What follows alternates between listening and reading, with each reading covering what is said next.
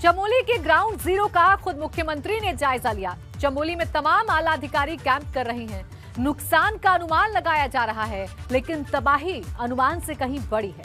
चीन से लगती एलएसी के पास का इलाका विकास की गंगा का इंतजार कर रहा था। यहां चल रहे प्रोजेक्ट तेजी से पूरा हो रहे थे, लेकिन अचानक तबाही ने सब कुछ खत्म कर दिया।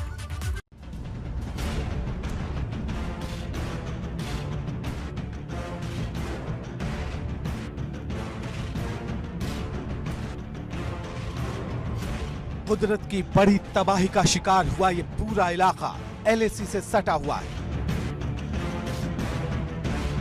इस आपदा से चीन पर नकेल कसने के लिए सीमा से सटे इलाकों में चल रहे विकास के प्रोजेक्ट को झटका लगा है। बीआरओ के लिए फिर से पुल और पुलियों को खड़ा करना आसान नहीं होगा।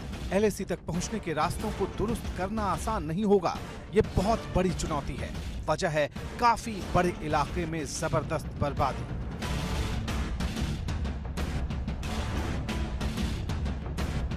यहाँ पर ग्लेशियर है और यहीं से ग्लेशियर इन पहाड़ों से दरका और नीचे सरका और नीचे सड़क के यहाँ पर आया इस वक्त।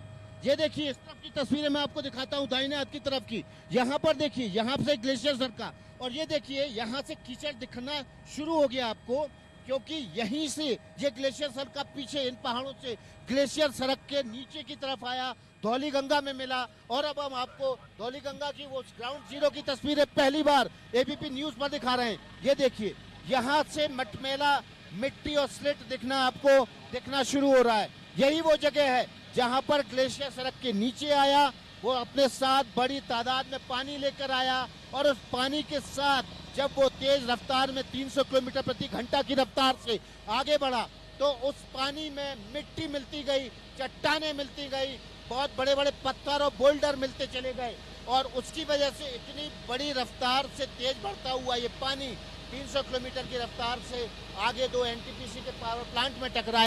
कल तकरीबन 11 बजे का वाकया है ये, जिसमें ये डिसास्टर हुआ है। इसमें हमारा एक 90 मीटर स्पान का यहाँ पर पुल था, आप देख रहे हो सामने। ये पुल वॉश आउट हो गया, यहाँ इसका कोई नामो निशान नहीं है। जैसे ये आपदा हुई है, तुरंत बीआरओ एक्शन में आ गया। आप देख रहे होंगे दोनों किनारों पे बहुत बड़ी बड़ी मशीनें लगी हुई है और हम दिन रात कोशिश करके इसको यातायात को सुचारू करने की कोशिश कर रहे हैं। कितने गाँव से प्रभावित हुए? अभी कनेक्टिविटी नहीं है, आगे के जितने 3-4 गांव हैं अभी वो जा नहीं पा रहे हैं। उधर के उधर रह रहे हैं, इधर के इधर रह रहे हैं बिकॉज ऑफ कनेक्टिविटी। अभी हमने स्टेट गवर्नमेंट को रिक्वेस्ट किया है कि अगर एक मैनुअल ट्रॉली यहाँ लग जाए तो आने जाने की सुविधा हो जाए इमीडिएट इफेक्ट से। हम कोशिश कर रहे हैं जितना जल्दी हो सके। चीन की चुनौती से निपटने के लिए हाल के सालों में यहाँ कई प्रोजेक्ट के जरिए विकास की गंगा बहाने की कोशिशें हुई थी, लेकिन पहाड़ों पर बर्फ के टूटकर गिरने से आए सैलाब ने बहुत कुछ तबाह कर दिया। 2023 में यहाँ एनटीपीसी प्रोजेक्ट को पूरा होना था, लेकिन 500 मेगावाट के इस प्रोजेक्ट में अब कितने साल की देरी होगी कह पाना मुश्किल है। अब जो कि ये ऋणी ओल्ली है, ऋणी चक लाता पप्पा उधर है। हमारा जो पैंग का जो मार्ग है वो ऋणी चक लाता से है, वहाँ से 4 किलोमीटर पैदल चढ़ना पड़ता है। वहाँ के लिए हमारे लिए कोई वो नहीं है रास्ता। बीआरओ को पुल था यहाँ पर, ये टूट चुका है। यहाँ पर हमारे ये ब्रिज थे, छोटे छोटे ब्रिज थे, झूला पुल बोलते थे जिनके नाम से, वो थे, वो सारे टूट चुके हैं। संपर्क मार्ग टूट चुका है, वहाँ से कोई पता नहीं चल रहा। अभी पैंग गांव जो गांव है उनका वहाँ से कोई कनेक्टिविटी नहीं है, कुछ नहीं है।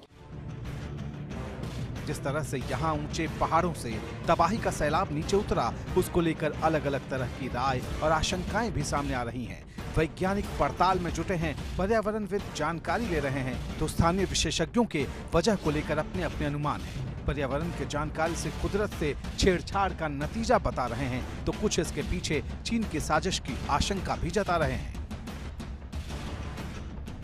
इलाकों में यानी कि हिमालय में जाड़ों में ग्लेशियर फटने की ये अनोखी घटना है ही। मतलब आज तक पहले ऐसे जाड़ों में ग्लेशियर फटते नहीं थे, ये एवलांचेस कम आते हैं क्योंकि बर्फ़ के क्रिस्टल आपस में कोहेसिवनेस से चिपके हुए रहते हैं और उनमें स्ट्रॉन्ग बॉन्डिंग होती है। तो इसके बाद शायद शोध संस्थान या रिसर्च ऑर्गेनाइजेशन इस पर शोध करेंगे और आगे की गाइडलाइन तय करेंगे। पर हमको ये लगता है कि ये कहीं ना कहीं हमारे पर्यावरण, हमारे इकोसिस्टम के साथ छेड़छाड़ की गई है, जिसका नतीजा निर्दोष ग्रामवासियों को या किसी भी राज्य के निवासियों, बिहार, उत्तर प्रदेश या छत्तीसगढ़ के, उन निर्दोष लोगों को प्राकृतिक आपदा का दंश बार बार झेलना पड़ता है हिमालय में। उधर इस वक्त ग्राउंड जीरो पर पहला चैलेंज बचाव अभियान का है। इसके बाद यहां हालात को वापस पटरी पर लाना चुनौती होगी। इसलिए राज्य के साथ केंद्र सरकार मुस्तैदी से हालात की निगरानी कर रही है। खुद पीएम मोदी और गृह मंत्री अमित शाह दिल्ली से बचाव और राहत अभियान पर नजर रख रहे हैं। इस बीच उत्तराखंड के सांसदों के दल ने पीएम मोदी से मुलाकात की। मौजूदा हालात पर चर्चा हुई। इसमें गृह मंत्री अमित शाह और बीजेपी अध्यक्ष जेपी नड्डा भी मौजूद थे। उत्तराखंड से राज्यसभा सांसद और सरकार के मुख्य प्रवक्ता अनिल बलूनी ने मुलाकात की जानकारी दी। हालात को संभालने के लिए खुद मुख्यमंत्री चमोली पहुंच चुके हैं। उनके साथ आईटीबीपी के एडीजी भी कैंप कर रहे हैं। डीजीपी भी ग्राउंड जीरो पर मौजूद है। बचाव और राहत अभियान की तेजी के बीच एक अलर्ट आशंकाएं बढ़ा रहा है। यह अलर्ट है 9 से 10 फरवरी को भारी बर्फबारी की चेतावनी का, यानी खतरा अभी टला नहीं है। एबीपी गंगा के लिए चमोली से अजित राठी के साथ ब्यूरो रिपोर्ट।